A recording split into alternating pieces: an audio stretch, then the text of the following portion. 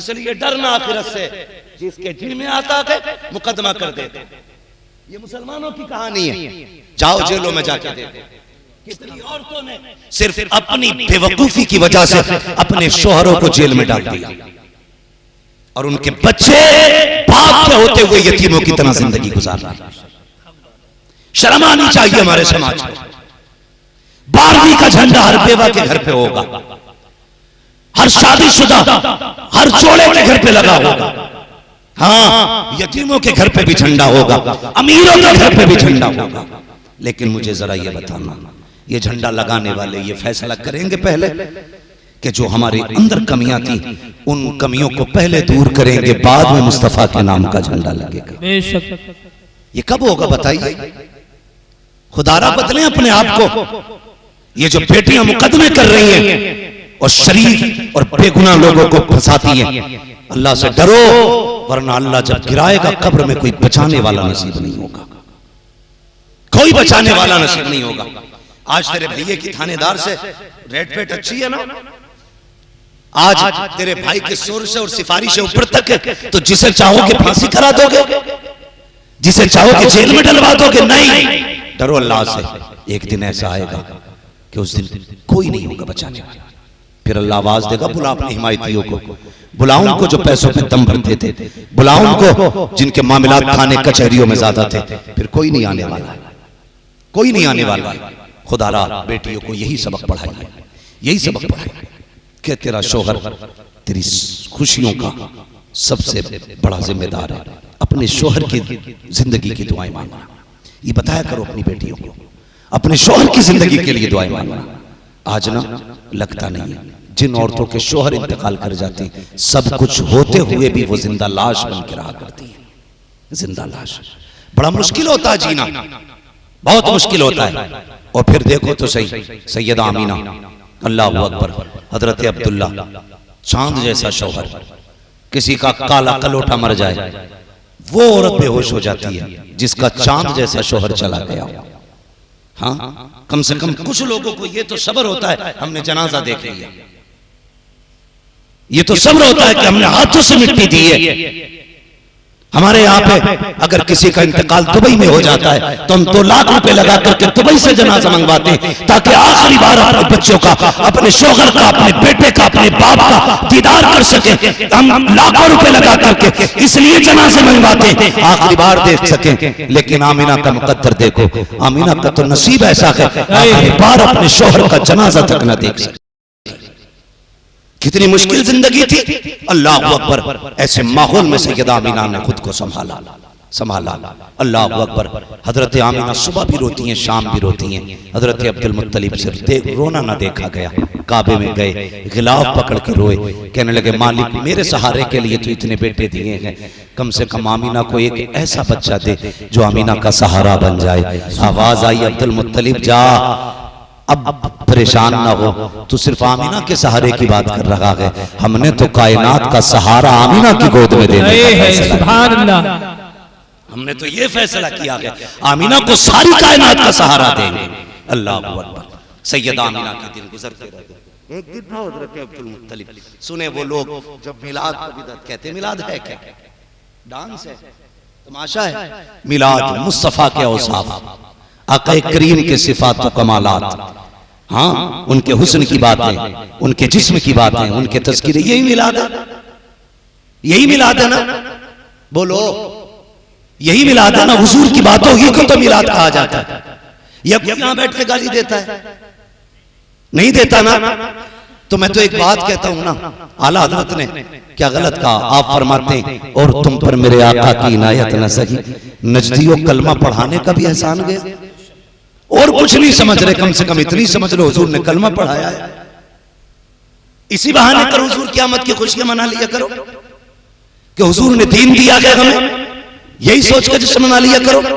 हजरत अब्दुल मुत्तलिब काबे में तवाफ कर रहे हैं, तवाफ करते करते उसी बीच में ना किसी ने आके कहा, अब्दुल मुत्तलिब, बड़ी गैरत की बात है। कहा क्या? सरदारों मक्के के। कहा फिर?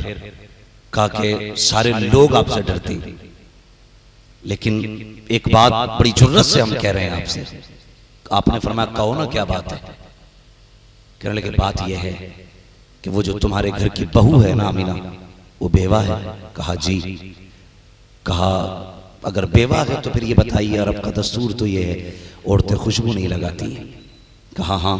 कहा फिर तुम्हारे घर की बहू आमीना खुशबू क्यों लगाया करती है?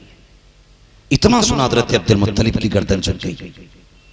जानते हो बड़ा वकार था आपकी नजरों में, इतना वकार था कि अबरहा जैसा आंखों में आंखें डाल के बात करते हुए घबरा रहा था। ये जुर्रत थी आपके अंदर। मगर आपसे एक शख्स कहता कि आपके घर की बहू खुशबू लगा रही है, और दस्तूर ये कि अगर किसी का शौहर इंतकाल कर जाए 1 साल तक औरत को खुशबू नहीं लगानी है। अपने घर की बहू को नहीं संभाल सकते? इतना सुना गर्दन झुक गई। चेहरे पे ना हया की वजह से जर्दी आ गई, वो घर आ गई। आपकी बीवी का नाम भी, नबी की दादी का नाम भी फातिमा है। आपकी बीवी ने कहा मेरे सरताज खैर तो है? कहा कि आज लोगों ने ऐसी बात कह दी कि मेरी भी शर्म से गर्दन झुक गई। कहा क्या? कहा जरा चाहिए तो आमीना से बात कीजिए। कहा क्या हुआ? कहा सुना है आमीना कोई खुशबू लगाया करती है, आमीना कोई खुशबू लगाती है। कहा किसने कहा? कि मक्के में सारे लोग बातें कर रहे हैं। कहा ये कौन कह रहा है? कहा मक्के के लोगों ने कहा। उनसे किसने कहा? कि मक्के की औरतों ने कहा है। कहा क्या कहा है? कि आमीना ऐसी खुशबू लगाती है जो खुशबू मक्के के किसी बाजार में नहीं मिलती है, किसी मार्केट में नहीं मिलती है, ऐसी खुशबू आमीना लगाया करती है। आप कहते हैं नहीं मेरे सरताज, अल्लाह अकबर, आप आइए। कहते मैं नहीं जाऊंगा, खुद जाके बात करो। जैसे ही आप अंदर गई हैं, अल्लाह अकबर, हजरत आमीना ने देखा हमारी सास आ रही है, उठ के अदब से खड़ी हो जाती है। देखो तो सही, नबी की अम्मी है, सास को देखा अदब से उठ के खड़ी हो जाती है। आज की बेगैरत बहुएं ससुर को देख के नहीं खड़ी होती है, सर पे दुपट्टा तक नहीं रखती है, और ससुर भी इतने बेगैरत होते हैं, कहते हैं कि ये बहू नहीं, ये मेरी फ्रेंड लगती है, ये तो मेरी दोस्त है। गैरत आनी चाहिए। जो हया एक बेटी की तरफ से बाप के दिल में होती है, वही एक ससुर के दिल में बहू की मोहब्बत और उसकी हया होनी चाहिए। उसे सहेली न के, दोस्त न के, अगर कह सकता है तो अपनी बेटी कहते उसे आवाज दिया। हमारा मुआशरा बेगैरत होता जा रहा है, तरक्की कर रहे हैं हम लोग। हाँ, बाप की चारपाई पे भी बहू बैठी है, शर्म आनी चाहिए। यह अदब के खिलाफ है। नबी की अम्मी अपनी जगह से उठ के खड़ी हो गई, ससुर नहीं सास आ रही, हया से सिमटी। कहती आमीना जी अम्मी। का बेटी तुम्हारे बाप बाहर से आए हैं और एक शिकायत है, सुना है तुम्हें अब्दुल्ला का शौक नहीं मना रही हो तुम। कहा क्यों? कहा मक्के की औरतें कह रही हैं कि आमीना खुशबू लगाया करती है। बस फिर क्या था? अल्लाह अकबर, आप रोई। आपने ना यूं करके एक मिट्टी, दीवार की मिट्टी छुटाई, हजरत आमीना के हाथ, फातिमा के हाथ पे रखी। कैसे सूंघिए? कहा क्या? कहा कल इस पे हाथ रखा था, आज तक दीवार से खुशबू आ रही है। सुभान अल्लाह, सुभान अल्लाह। आज तक दीवार से खुशबू आ रही है। उसके बाद दुपट्टा दिया। कहा ये क्या? कहा इससे पसीना पोंछती हूं। कहा इतनी खुशबू है कि बार बार धोने से भी खुशबू नहीं जा रही है, बार बार धोने से भी खुशबू नहीं जा रही है। इतनी परेशान हो गई। अल्लाह अकबर। उसके बाद जब आप गई हैं, आप कहती हैं कि जाइए आप चल के बात कीजिए, मेरी हिम्मत नहीं हो रही है बाकी का सवाल करने की। हजरत अब्दुल मुत्तलिब आए हैं। आमीना कहा जी बा। का बेटी एक बात तो बता, क्या तुझे अब्दुल्ला की जुदाई का गम नहीं है? का बाबा है ना, मुझसे पूछो। जिसने चंद दिनों के बाद अपना शोहर खो दिया हो, जिसकी जिंदगी का हम सफर बिछड़ गया हो, चंद कदम चल के जिसने साथ छोड़ दिया हो, उसकी जुदाई का गम मुझसे ज्यादा किसको हो सकता है? अल्लाह अकबर। का बेटी अगर गम है तो फिर बताइए खुशबू क्यों लगा रही है, ये इत्र क्यों लगा रही है? अल्लाह अकबर। सैयदा आमीना ने कहा था अब्बा मैंने कोई खुशबू नहीं लगाई है, कोई इत्र नहीं लगाया है। का अगर इत्र नहीं लगाया है तो फिर बताइए मक्के में तेरी खुशबू की बातें क्यों हो रही है? तब हज़रत आमीना ने कहा था अब्बा जी एक राज की बात है, एक दर्द है जो छुपा रखा है। का कौन सा राज? अब्बा मैंने कोई खुशबू नहीं लगाई, इत्र नहीं लगाया है, बल्कि जब से आपके बेटे अब्दुल्ला की अमानत मेरे शिकम में आई है, मैं जिन गलियों से गुजरती हूँ वो गलियां अपनी खुशबू से महक जाया करती हैं। नारे तकबीर, नारे उलमाए अहले सुन्नत जश्न ईद मिलादुन नबी, नारे तकबीर, नारे रिसालत। सुभान अल्लाह, सुभान अल्लाह। जैसे इतना सुनाना, हजरत अब्दुल मुत्तलिब दिल पे हाथ रख के मुस्कुराने लगे। आमीन, आज कलेजा ठंडा हो गया। कहा क्यों? कहा जिसकी दुआएं मांगी थी रब ने वो नेमत अता फरमा दी। सुभान अल्लाह। रब ने वो नेमत अता फरमा दी है। अब हजरत आमीना कहती हैं अब्बा बात यहीं खत्म नहीं होती है। कहा फिर? कहा और भी कमालात हैं। कहा क्या? कहा एक दिन मैं सो रही थी। सुने, जो नबी के माँ बाप को माज़अल्लाह जहन्नमिया कहते हैं, वो कान खोल करके सुने। कहती है एक दिन मैं सो रही थी, अचानक ना मेरे माथे पे पसीना आया। मैंने देखा मेरी कमर के पीछे से ठंडी हवा के झोंके आने शुरू हुए। मैंने मुड़ के पीछे देखा ना तो हसीन शहजादियां थी जिनके हाथों में बड़े बड़े पंखे थे और हवा कर रही थी। मैंने कहा शहजादियों कौन हो तुम? कभी तुम्हें मक्के में नहीं देखा है? वो कहने लगी आमीना हम मक्के वाले नहीं, हम तो जन्नत वाले हैं। इसलिए आए हो? कहा तुम्हारे माथे पे पसीना आया। रब ने कहा जाओ जाके मेरे महबूब की माँ के माथे का पसीना जन्नत की हवाओं से सुखाया जाए। और बता तो सकी अगर आमीना के माथे पे पसीना आ जाए रब को गवारा नहीं है, जो जहन्नम में जाएगी रब को कैसे गवारा है? सुभान अल्लाह, सुभान अल्लाह। बताया जाए कैसे गवारा करेगा रब। और सुने, नबी की अम्मी बरेली के अहमद रजा नहीं कह रहे, जो कल को ये ना कहे कि ये बरेलवी था और मौलाना अहमद रजा की किताब पढ़ के गया। नबी की अम्मी सैयदा आमीना कहती हुजूर मेरे शिकम में आए। जैसे चौथा महीना लगा, कहने लगी मेरे ख्वाब में मुबारकबादियां आने लगी। सुभान अल्लाह। मुबारकबादियां आज भी सुन्नी क्या कहते हैं? सरकार की आमद, अल्लाह आपके लहजे पे मुझे कुर्बान करे। ऐसा लग रहा है जैसे कि भूखे आके बैठे हुए सारे। बोल सकते तो बोले सरकार की आमद, माशाल्लाह बोल सकते हैं। हाँ कलीम भाई, अल्लाह आपको सलामत रखे। लगता है सबके बदले तो आप ही बोलते हैं। ठीक है जी, सरकार की आमद। ये पीछे वाले क्यों नहीं बोल रहे? क्या सारे बरेलवी है ना? सारे सुन्नी बैठे? जितने बैठे उधर हाथ उठाए। करवट में देखो किसका नहीं उठा है। जिसका नहीं उठे अल्लाह करे उसका हाथ मलकुल मौत उठा ले आके। फरिश्ता ही तो है यार, हंसता है भाई। बहुत गौर से मेरी बात सुनिएगा, अल्लाह आपको सलामत रखे। मुबारकबादियां आने लगी। अल्लाह अकबर। अगली बात सुनिएगा, फरमाती हैं अब्बा आपको क्या बताऊं, जब मैं रास्तों से गुजरती हूं ना तो जो दरख्त है ना ये सजदों में गिर जाया करते हैं। ये छोटी छोटी जो घास है ये भी बोलती है। हजरत अब्दुल मुत्तलिब देख रहे हैं, घास बोलती है? बाबा घास नहीं, ये जो बड़े बड़े पत्थर से लेके छोटे छोटे कंकर तक है ना, ये भी मुझसे बात किया करते हैं। हजरत अब्दुल मुत्तलिब कहते हैं ये कब कहा? अब्बा जी सुनिएगा, जब आप हरम शरीफ में चले जाते हो हाजियों की खिदमत के लिए, कभी कभी तो पानी भी घर से ले जाते हो। घर में पानी नहीं रहता है तो माँ मुझे भेजती है, ले आमीना पानी लेकर के आ। अब्बा जी आप जानते हो मेरे शिकम में अल्लाह की अमानत है, मैं पानी का बर्तन लेके जब चलती हूँ अब्बा मुझे ताज्जुब होता है कि दरख्त भी बोलते हैं, ये तख्त ये पत्थर ये कंकर भी बोला करते हैं। अब्बा जी जब मैं कुएं के किनारे जाती हूँ सारी औरतें मोहल्ले की इंतजार करती होती हैं, वो लो आमीना आ रही है, सब ठहर जाया करती है। अब्दुल मुत्तलिब कहते हैं बेटी क्यों? का वो इंतजार करती है कि जब मैं पहुंच जाती हूँ उनका काम आसान हो जाता है। वो कहते हैं आमीना जरा करीब तो आ। का किस लिए? का जरा किनारे पे खड़ी हो, जब तू आ जाती है हमारा काम आसान हो जाता है। का क्या होता है? का जब तू किनारे पे आके खड़ी होती है सारा पानी उठ करके किनारे पे आ जाता है, हमें रस्सी डालनी नहीं पड़ती है, हम बर्तन भर लेते हैं। काबा जी सारी औरतें बर्तन भर लेती है, उस वक्त तक पानी नीचे नहीं जाता जब तक मैं हट नहीं जाती हूँ, और जब तक खड़ी रहती हूँ पानी भी बोलता रहता है। का क्या कहता है? का पानी कहता है अस्सलातु वस्सलामु अलैका या उम्मा रसूलुल्लाह। ए नबी की माँ तुझ पर भी सलाम हो और तेरे आने वाले बेटे मोहम्मद पर भी सलाम। सुभान अल्लाह, सुभान अल्लाह। बेशक अल्लाह अकबर। हजरत अब्दुल मुत्तलिब बहुत खुश है, काश अल्लाह ने हसरत पूरी कर दी, हसरत पूरी कर दी। वो वक्त भी गुजरा, वो साथ सईद भी आई और क्या कहती हैं अब्बा जी मैं गुजर के जा रही थी, पानी का बर्तन मेरे हाथ में था, मैंने जिस पत्थर पे पैर रखा वो मोम की तरह मुलायम हो गया। सुभान अल्लाह।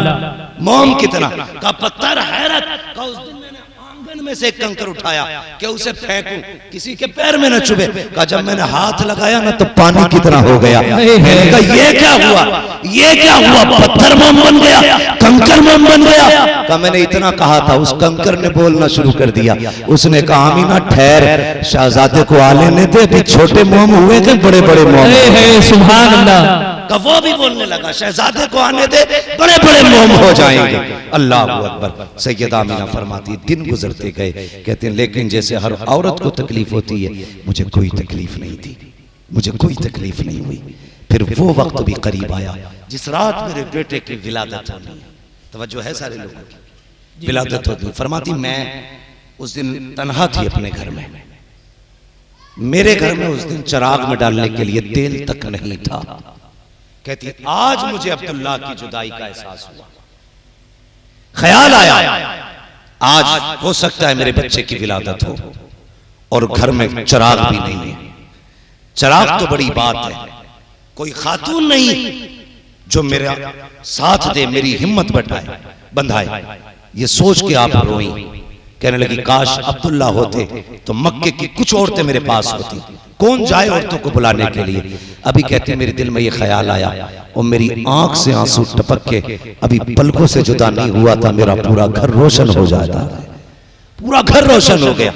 मैंने देखा मेरे घर में रोशनी अचानक, और मैंने देखा मेरे सरहाने कोई बड़ी हसीन और महजबी खातून खड़ी थी। मैंने कहा खातून तू कौन है? उसने कहा मैं जन्नती हूरों की सरदार हूँ। कहा किस लिए आई हो? कहा आमीना तेरी दाया बना के रब ने मुझे तेरे घर में भेजा है। कहा तेरी दाया बना के भेजा। फरमाती फिर मुझे एक प्याला पेश किया गया, कहती मैंने वो प्याला पिया, वो दूध से ज्यादा सफेद, शहद से ज्यादा मीठा और बर्फ से ज्यादा ठंडा, मुश्क से ज्यादा खुशबूदार था। कहते घूंट मारना था, मेरे सारे दुख दूर हो जाते हैं। और उसके बाद क्या कहती हैं, सुने बहुत गौर के साथ। ये कुमकुमिया पे एतराज करते हैं, एक लाइट पे लोगों को एतराज है, हैरत होती। वो कहती हैं कि मैं लेटी हुई थी, मैंने देखा ना आसमान के सितारे मेरे सहन के इतने करीब आ गए थे कि मैं डरने लगी थी कहीं ये मेरे घर में गिर ना जाए। इतने करीब थे, मुझे गिरने का डर था, गिरने का डर था। कहते हैं सितारे करीब। फिर मैंने देखे मेरे घर के अंदर बड़े खूबसूरत परिंदे आए, उन्होंने मोती अपनी चोंचों में रख रखे थे और वो सारे मोती मेरे बिस्तर के चारों तरफ बखेरे गए। मेरा पूरा घर जन्नत बना दिया गया। अल्लाह अकबर। अब सुनिएगा, हम घर सजा ले तो पेट में दर्द। अल्लाह ने फरमाया जिब्रील जी रब्बे जलील का जन्नत को सजाने का हुक्म दिया जाए। मालिक जन्नत तो है ना सजी हुई चीज? कहा हाँ है, मगर हम चाहते हैं आज महबूब आने वाला है, जन्नत को हर दिन से ज्यादा हसीन बनाया जाए। सुभान अल्लाह। जन्नत को 16 श्रृंगार कराए गए और सजा दी गई जन्नत, सारे दरवाजे खुल गए। रब ने फरमाया जिब्रील जी रब्बे जलील का अब हमारी हम्द का मिंबर लगाया जाए। अल्लाह की हम्द का मिंबर लगा। हजरत मीकाईल ने हम्द का खुतबा इरशाद फरमाया, और जब हजरत मीकाईल ने खुतबा इरशाद फरमाया, जन्नत की हर शय वजद में घूम रही थी, वजद में झूम रही थी हर शय। हजरत जिब्रील अमीन को रब ने हुक्म दिया, जिब्रील जी रब्बे जलील का मीकाईल इसराफील इजराइल चारों फरिश्ते चलो और अपने साथ एक एक लाख फरिश्ता लेकर के आमीना के दरवाजे पे पहुंचो।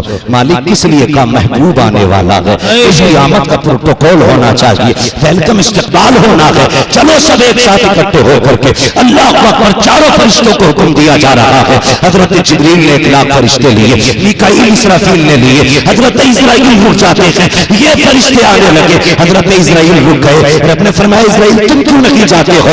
अर्ज करते हैं मालिक मेरी ड्यूटी बड़ी सख्त है, तेरा फैसला तो ये है जब मौत का वक्त आना है तो मौत अपने वक्त से न 1 मिनट पहले आ सकती है, न 1 मिनट बाद में आ सकती है। मेरी ड्यूटी इतनी सख्त है, ए मेरे परवरदिगार आज कितने बच्चों को यतीम बनाना है, कितनी औरतों को बेवा बनाना है, कितनी माओ की गोद से उनका सहारा छीनना है, कितने बूढ़ों के बुढ़ापे की लाठी लेके आनी है, कितने घरों का चराग बुझाना छुड़ाना है, कितनी औरतों की मांग का सिंदूर साफ करना है। ए मेरे मालिक, अगर मैं भी चला गया आज मेरी ड्यूटी का क्या बनेगा? रब ने फरमाया मेरा बंदो तुम नहीं जानते क्या, मेरा महबूब आने वाला है। और जानते हो जब तुम किसी बच्चे को लेके आओगे तो मारो होगी, बच्चों को लाओगे तो बाप रोएगा, बाप को लाओगे तो बच्चे रोएंगे, माँ को लाओगे परिवार रोएगा। ए मेरा बंदो आज महबूब आने वाला है। हम ये नहीं चाहते हैं किसी के घर से रोने की आवाज आए, हम ये नहीं चाहते हैं आज किसी की आंख में आंसू आए।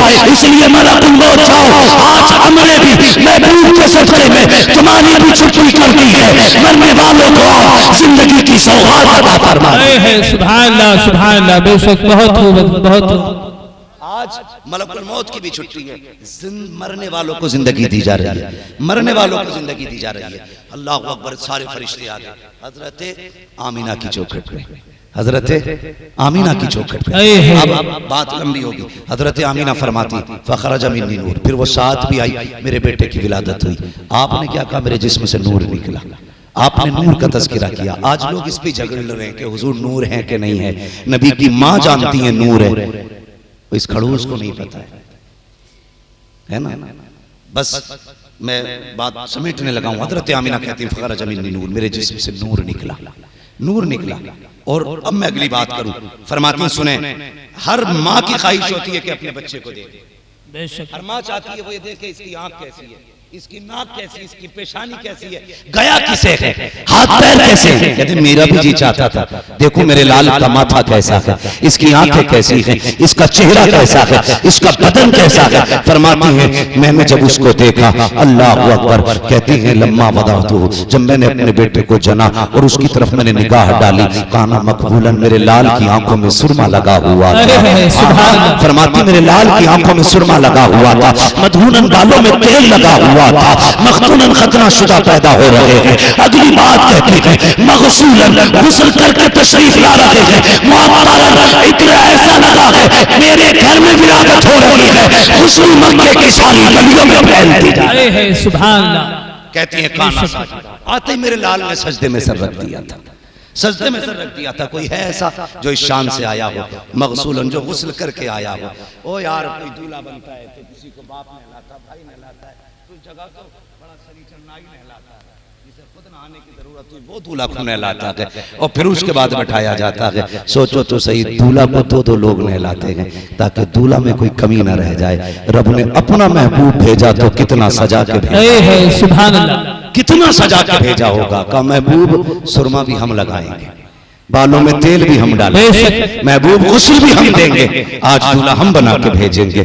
और जब दूल्हा बना के भेजा गया, कहती काना साजिदा, मेरे लाल ने सजदे में सर रख दिया है। अल्लाह अकबर। कहती हैं कि जैसे मेरा लाल आया, एक सब्ज रंग का कपड़ा आके मेरे लाल के सत्र पे पड़ गया। कहती मैंने अपने लाल का सत्र मैंने भी खुला हुआ नहीं देखा। अल्लाह अकबर। ये सरकार दो आलम सल्लल्लाहु तआला अलैहि वसल्लम की शान है। इधर हुजूर पैदा हो रहे हैं, हुजूर हजरत अब्दुल मुत्तलिब काबे में तवाफ कर रहे हैं। तवाफ करते करते वो काबा झुका, फिर सारी बातें आप जानते हैं। आप बड़ी तेजी से ये सोचने लगे ये सब कुछ कैसे हो गया, ये कैसे हो गया। ख्याल आया झुका किधर है, कहा घर की तरफ, फिर दौड़े अपने घर की तरफ। कई दिन से मेरे घर में कुछ अजीब चीजें देखने को मिल रही हैं, लगता है मेरे घर कुछ नया हुआ है। जैसे घर आए अपने दरवाजे पे जाना चाहते थे, अल्लाह अकबर, दरवाजे पे एक जवान ने यूं हाथ लगा रखा है, यूं हाथ लगा रखा, हाथ में नंगी तलवार थी।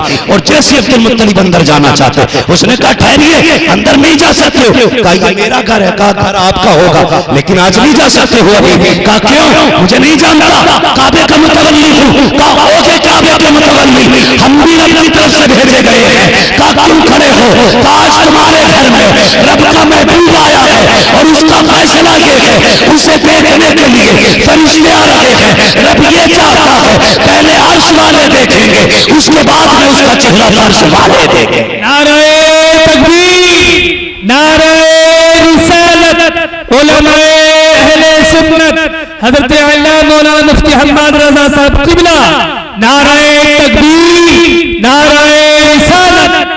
समझ गए बात। पहले अर्श वाले देखेंगे, फिर उसके बाद, फिर बोले उसके बाद फर्श वाले देखेंगे। जब इतना सुना तो दादा थे उछल गए खुशी से। दादा से ज्यादा खुशी किसी को नहीं होती। कहने लगे अब जाकर बताऊंगा मक्के में, मेरे घर आके देखो कौन आया। जब गए तो बोलना चाहते थे, अल्लाह ने ताला लगा दिया, मुंह बंद। कुछ बदअकीदा देखो यहीं से दलील उठा के, मैं देखो वो जा रहे थे ऐलान करने के लिए, अल्लाह ने ताला लगा दिया।